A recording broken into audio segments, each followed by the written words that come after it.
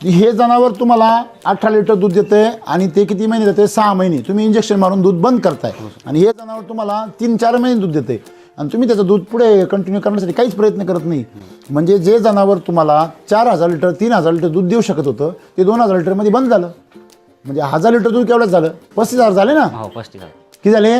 35000. मग मला सांगा 35000 रुपयाचं नुकसान तुम्ही कशामुळे केलं?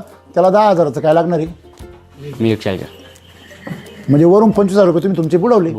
वरून गाईची तब्येत बिघडली, अचानक डॉक्टर लागली, तर तिथे दुखणी चालूच आहे ना. हो आता चालू यांना डॉक्टर लागतो का? नाही सर, यांचं त्यांना संडास लागते गाडी ताप येते. त्यांचा प्रॉब्लेम चालूच आहे. हो सर, यांचा बंद झाला, यांचा बंद मग यांचा चालूच ठेवायचा. नाही सर, मग आता ते संडास लागली की मिल्क चार्जर पाचायचं, संडास पण होऊन जाईल. डॉक्टरला नाही बोलवायचं ना. तुम्ही काय करता? मिल्क चार्जर पाचता, पाचतो. पण तुम्ही फक्त त्याला औषध म्हणून वापरता. हो हो तुम्ही प्रगती म्हणून वापरा ना. हो. काय म्हणून वापरा? प्रगती म्हणून. प्रगती म्हणून.